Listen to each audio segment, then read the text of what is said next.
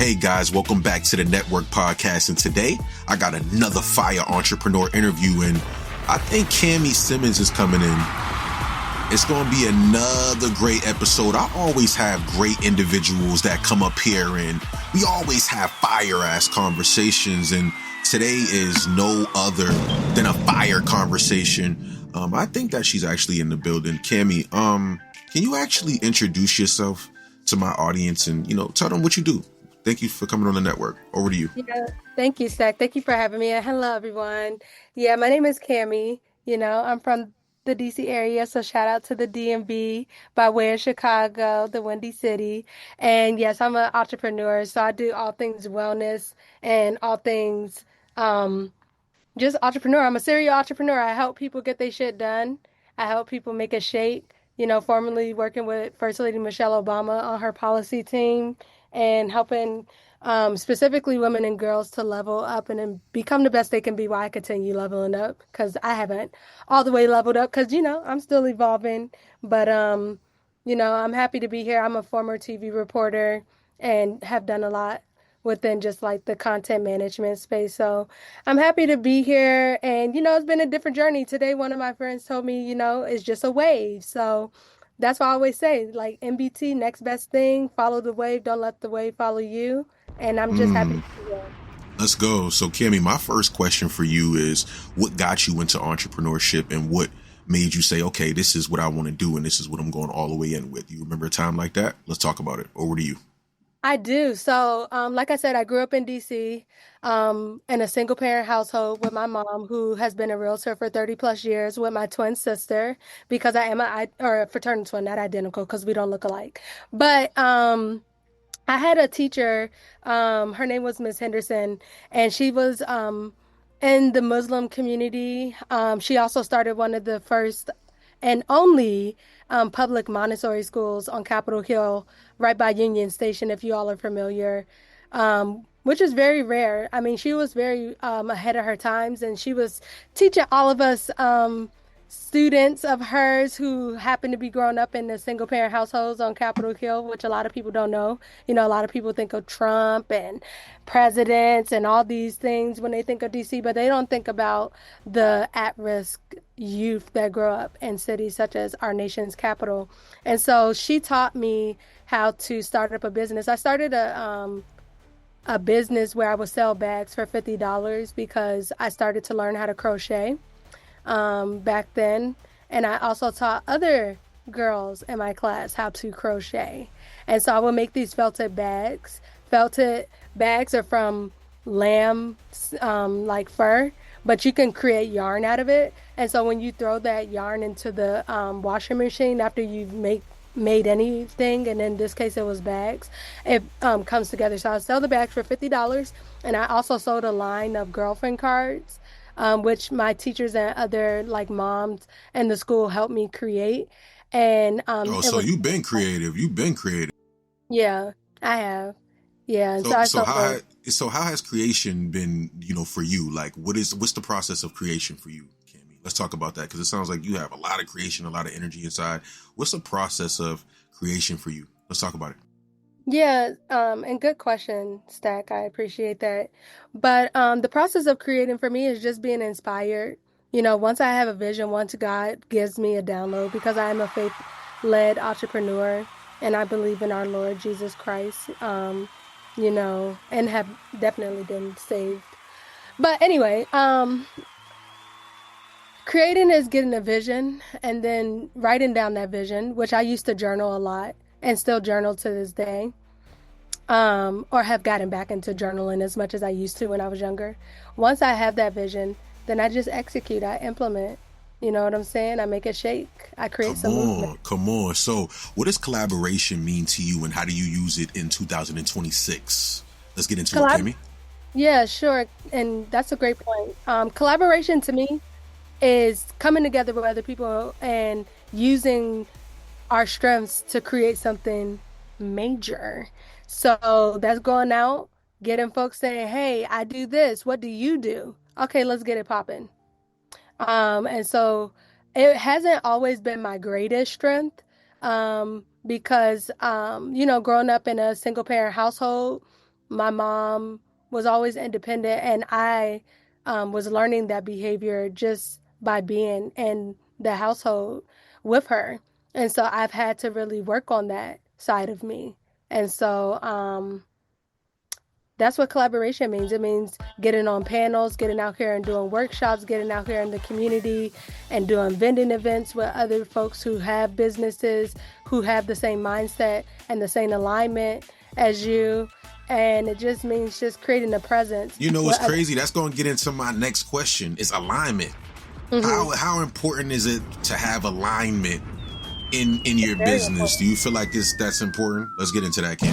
Oh, it's number one. If your values, if your systems, if your beliefs don't align, and trust me, like I believe that people can transform and change and elevate, because that's what life, that's what the human experience is. That's what personal development is. That's what professional development is. But if it doesn't align, if your value system doesn't align, then there may not be opportunity for collaboration, but there may be opportunity to mentor. There may be opportunity to offer a service or to gain a service, depending on what stage of life and, your profession and just your overall entrepreneurial journey you're in. So that's what true collaboration means to me, and it's fun. No, for real. Let's get into our next question, Kami, because you've been diving all the way in. We've been going crazy, and you guys are just now joining. We're on the network podcast, and we're interviewing Kami Simmons, aka Kami Simmons, and we're going all the way in. Now, where do you see yourself in the next 5 years with this whole journey? Can you please dive in? Where do you see yourself in the next 5 years? Kami, over to you. In the next 5 years, I see myself running a nonprofit, but also a for-profit where women and girls, no matter what background they come from, no matter what income level they have, coming together, me having a group of people where they can offer their services, which I do have partners right now that I really hone in on, depending on what it is that I'm in need or what other people are looking for. But it will be a hub where they can come and get the resources they need, come and learn, elevate, grow, have fun, celebrate, because life is about celebrating as well, but also becoming their true selves. So I see myself creating, honestly, maybe an academy, maybe I don't know if I want it to be co-ed or if I want it to be all girls, but an academy where they can come and learn financial literacy, they can come and learn different trades, such as like doing their eyelashes and, learning how to cook.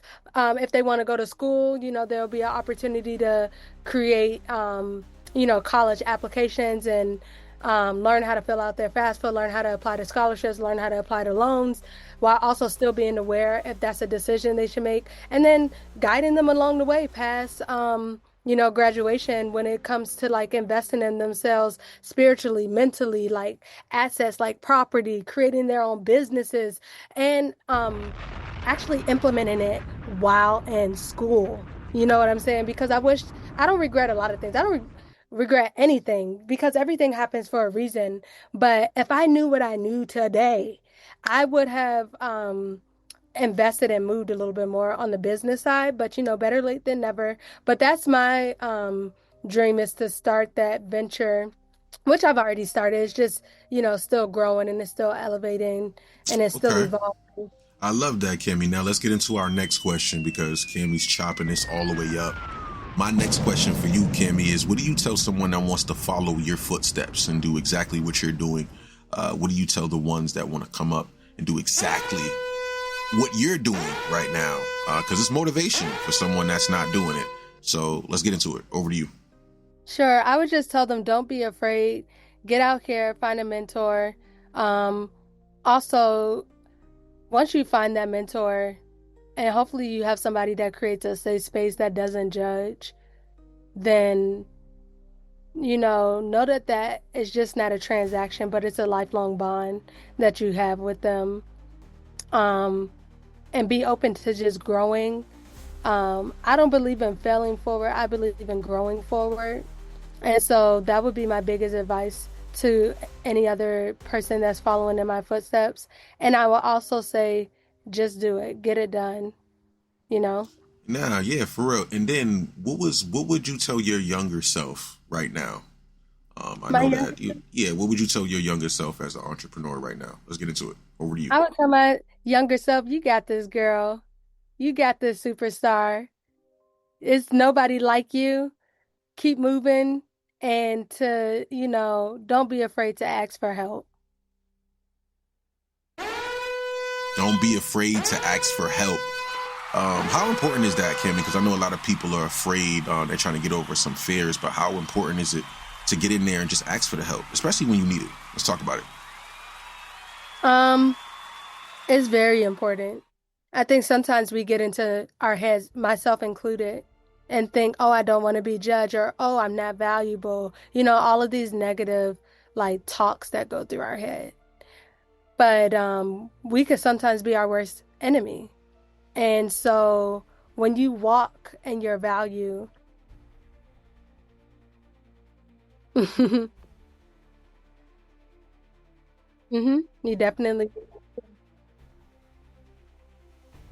Let's talk about it. How important is that? Walking in your value. Let's get it's into it. very important. And value goes beyond just money and looks. Value is wisdom. Value is understanding. Value is knowledge. Value is um, integrity. Value is just, Exactly. Yeah. It's all of that, right, Kimmy? Man, we've been chopping it up. Kimmy, are you still available? yep, I'm still here. Any last final words before we start to crash out of here? Any final words you got for the network podcast? Talk to us. Sure.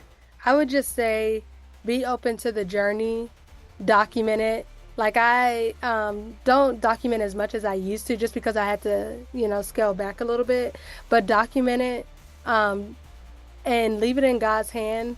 And also just remember that um, you are the sauce. Or like I say, you are the trendsetter, and continue to do you because you're all that and some.